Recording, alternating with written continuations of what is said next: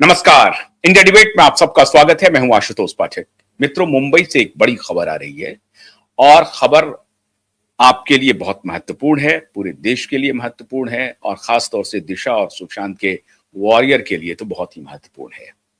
महत्वपूर्ण खबर पर आने के पहले मुंबई की एक और खबर है। राजनीतिक गलियारों में बड़ी चर्चा हो रही है। दिशा केस में जो ये टर्न हो रहा है ना, टाइट टर्न हो रहा है, तो बड़ी चर्चा हो रही है और अब सबको ये लगने लगा कि ये क्या हो गया यकायक, ऐसा बदलाव क्यों हो गया।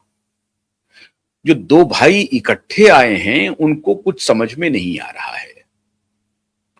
जनता के बीच ये संदेश बहुत मजबूती से चला गया है उद्धव ठाकरे और आदित्य ठाकरे के कृत्य के बारे में।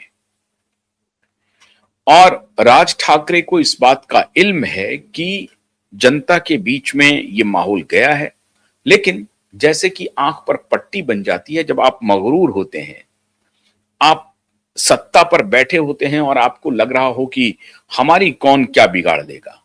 जब आपको इस बात का एहसास हो कि ये सब छोटी छोटी बातें हैं, इसका कोई मतलब नहीं है, इससे हमारा कुछ नहीं हो सकता है, ये तो पॉलिटिकल मामला है, अपराध हुआ है, इतना संगीन अपराध हुआ है, लेकिन इस पर जो पॉलिटिशियन है उसका रुख क्या है? उसका रुख है कि ये सब तो होते रहता है, कोई खास बात नहीं है। अपराध इस तरह के गंभीर अपराध होते रहते हैं, खास बात नहीं है। वरना ये सब जानने के बाद कि उनका भाई, उनका भतीजा एक गंभीर अपराध में फंसा हुआ है जिसकी सुनवाई हो रही है, तब भी दो भाई एक साथ आए हैं। और इसके ऊपर मैं पहले ही बता चुका हूं कि दोनों भाइयों की कोई दाल गलने वाली नहीं है। महानगर पालिका की चुनाव है, महज अब 9 दिन शेष रह गए हैं।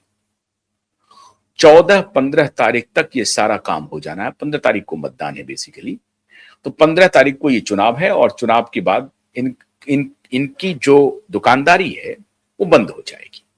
ये आखिरी सिटाडेल है, ये आखिरी किला है उद्धव ठाकरे का जो ध्वस्त हो जाएगा। अब चर्चा एक बड़ी आम हो गई है, दिशा केस में मोड़ क्या आ गया है। याद कीजिए जस्टिस सारंग कोतवाल के बारे में। जस्टिस सारंग कोतवाल वही जस्टिस हैं जिन्होंने पहली बार दिशा केस में सरकार से पूछा था और पुलिस से पूछा था कि जरा आप ये बताइए कि अगर आपने एफआईआर नहीं किया है तो आप केस की जांच कैसे कर रहे हैं।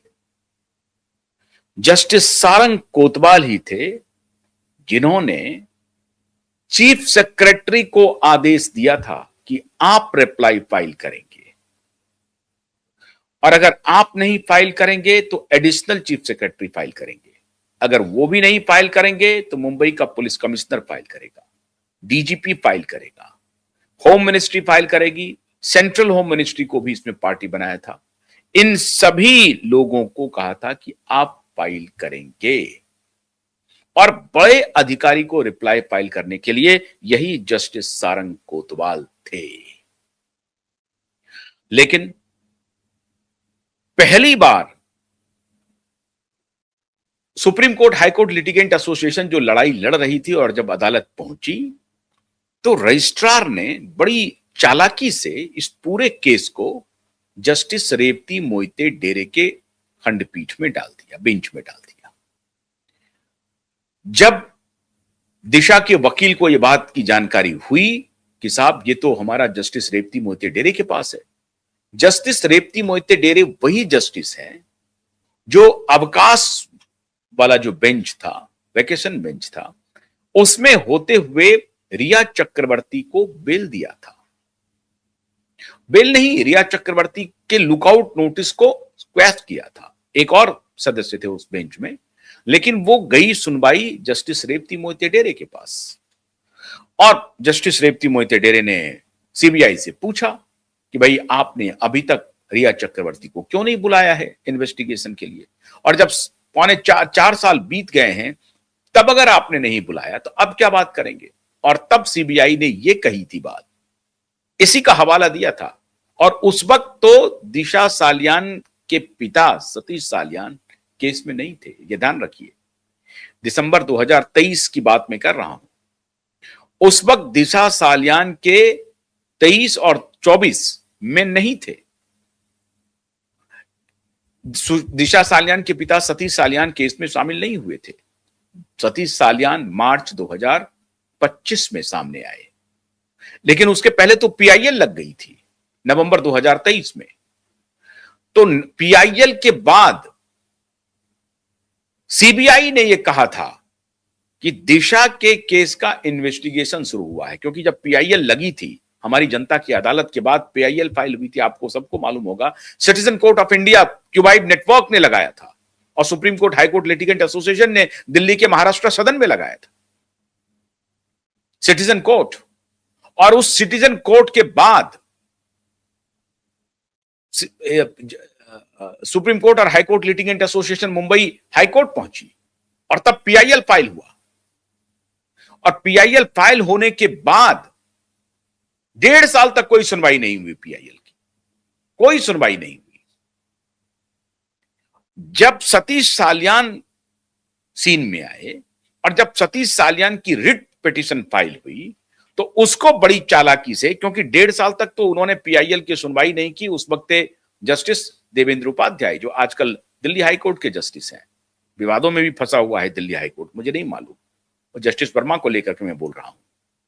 लेकिन जब ये रिट पिटीशन गया मुंबई हाई कोर्ट में तो बड़ी चालाकी से रजिस्ट्रार ने इसको जस्टिस रेवती मोहिते डेरे के बेंच में डाल दिया। और पीआईएल के बाद जब सीबीआई ने यह कहा था कि दिशा सालियान के केस का इन्वेस्टिगेशन एसआईटी कर रही है और उस केस में रिया चक्रवर्ती को बुलाया जा सकता है, बावजूद इसके, ये एफिडेविट है सीबीआई का, बावजूद उसके इसके रेवती मोहिते डेरे के बेंच ने क्वैश किया लुकआउट नोटिस रिया चक्रवर्ती का। तो ये पता था कि अगर रिट पिटीशन ये जाएगा तो कहेगा, इनके सवाल पूछेगा, अब 5 साल के बाद क्यों आए, अब क्या आपको हो रहा है? नहीं नहीं नहीं, ये सब नहीं होगा, पुलिस ने इंक्वायरी क्लोज कर दी है। खेल ये था मित्रों। आशंका यह व्यक्त की जा रही थी कि इस केस में जाएगा और संभवतः ये हियरिंग होगी, संभवतः, मैं ये नहीं कह रहा हूं, ऐसी आशंका व्यक्त की supreme court high court litigant association के वकीलों ने कि यहां हमें फेयर न्याय नहीं मिलेगा, फेयर ट्रायल यहां पर संभव नहीं है, क्योंकि उसके पहले ही रिया चक्रवर्ती के लुकआउट नोटिस को ये क्या क्वैश कर चुके थे सीबीआई के ये कहने के बाद भी। हालांकि सीबीआई वहां पर गलत थी, आधार बिल्कुल वहां पर सही था हाई कोर्ट का, लेकिन यह आधार बनाया गया, यह मैच फिक्स था कि हम अपोज करेंगे और आप हमें डांट दीजिएगा और ये उसके बाद इनका क्वेश्चन कर दीजिएगा। तो हमारी भी इज्जत रह गई कि हमने डांट सुन ली और आपकी भी इज्जत रह जाएगी कि नहीं आपने सवाल तो बहुत सही पूछा है। बिल्कुल सही सवाल था। सीबीआई ने एक बार भी 4 साल में रिया चक्रवर्ती को गिरफ्तार नहीं किया, जो गिरफ्तार किया जाना चाहिए था, लेकिन नहीं किया। तो फिर वही तथ्य हो जाता, यहां पर यह होता कि नहीं 5 साल के बाद आप क्यों आ रहे हैं, ऐसा क्या हो गया 5 साल में जो आप 5 साल तक आप क्यों चुप रहे। आप समझ गए, वही तर्क दिया जाता जो तर्क सीबीआई के पास था और इस पूरे केस को कूड़ेदान में फेंक दिया जाता। तो पहले से ही डर हो गया था कि जस्टिस रेवती मोहिते डेरे के बेंच में अगर यह केस लगा तो वही हश्र होगा जो रिया चक्रवर्ती के नोटिस को, लुकआउट नोटिस को क्वैश करने को लेकर के हुआ। और फिर रिया चक्रवर्ती के लिए कौन से वकील खड़े हुए थे? तो चीफ जस्टिस के पुत्र अभिनव चंद्रचूड़ स्वयं खड़े हुए थे।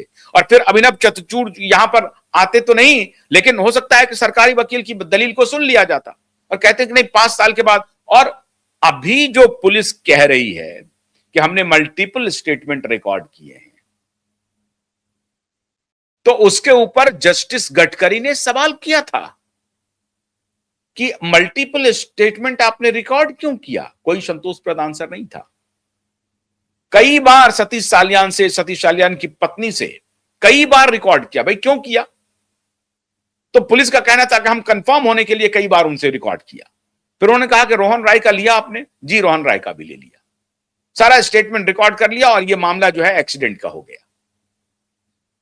तो उसमें यह आशंका थी कि जस्टिस रेवती मोहिते डेरे ये सवाल उठा दे कि भाई 4 बार 5 बार तो आप ही का स्टेटमेंट है, आप कोर्ट का वक्त जाया कर रहे हैं, और फिर इस आधार पर आप कोई चैलेंज भी नहीं कर सकते थे, चैलेंज भी नहीं कर सकते थे। वही आधार होता जो सीबीआई को उन्होंने पूछा, और फिर जस्टिस रेवती मोहिते डेरे कहती कि नहीं, आपका जो आपने स्टेटमेंट तो 5 बार रिकॉर्ड कर दिया है, 4 बार रिकॉर्ड कर दिया है, आप अदालत का वक्त बर्बाद कर रही हैं। इसकी आशंका, इसकी भनक लग गई थी कैसा होने वाला है, ऐसा हो सकता है, और आधार बन रहा था रिया चक्रवर्ती के केस की सुनवाई का। और फिर इनके ऊपर कई एलिगेशंस भी लगाए थे उन्होंने। अभी उसका कंटेम्प्ट की प्रोसीडिंग्स चल रही है ऑलरेडी नीलेश ओझा के खिलाफ, और नीलेश ओझा जी ने जो तथ्य दिया है उस तथ्य को अब सुप्रीम कोर्ट ने भी स्वीकार कर लिया। सुप्रीम कोर्ट का एक प्रकार से हथौड़ा चल गया। सुप्रीम कोर्ट ने इस तथ्य को स्वीकार किया, जो इनके खिलाफ जो कंप्लेन गया था, यह स्वीकारोक्ति है। मेघालय हाईकोर्ट ट्रांसफर किया जाना लॉ की गैलरी में कहा जाता है कि एक पनिशमेंट पोस्टिंग है, वहां कोई जाना नहीं चाहता। इसके पहले मुंबई के एक और न्यायाधीश का ट्रांसफर किया गया था मेघालय हाईकोर्ट, उन्होंने इस्तीफा दे दिया। तो जस्टिस रेवती मोहिते डेरे का ट्रांसफर कर दिया गया। इसका मतलब है कि सुप्रीम कोर्ट ने, कॉलेजियम ने या सुप्रीम कोर्ट ने भी अंदर खाने ये स्वीकार किया है कि कुछ गड़बड़ चल रहा है। अब मुझे नहीं मालूम कि गड़बड़ी क्या है, नहीं है, या मैं ये नहीं कह सकता हूं कि किसी अनियमितता की वजह से इनको ट्रांसफर किया गया है, लेकिन पावर गैलरी जो है, कानून का जो पावर गैलरी है, वो मेघालय के ट्रांसफर को पनिशमेंट पोस्टिंग ही मानता है। यही सच है, और ये मेरा अधिकार है, ये तो मैं बोल ही सकता हूं। ये मेरा कर्तव्य है कि मैं आपके अंदर की बात आपको बताऊं कि क्यों जस्टिस रेवती मोहिते डेरे का ट्रांसफर मेघालय हुआ। और इसके पहले जो मेघालय ट्रांसफर हुआ था, उन्होंने इस्तीफा देना उचित समझा, लेकिन मेघालय जाना उचित नहीं समझा। मुंबई हाईकोर्ट के ही जज थे जिनका एक ट्रांसफर हुआ था, लेकिन उन्होंने इस्तीफा दे दिया, लेकिन मेघालय नहीं गए। तो जस्टिस रेवती मोहिते डेरे का मेघालय ट्रांसफर होना, इस बात की एक प्रकार से पुष्टि हो गई कि जो आरोप इनके ऊपर लगाए जा रहे थे उसमें कहीं ना कहीं कुछ ना कुछ दम था।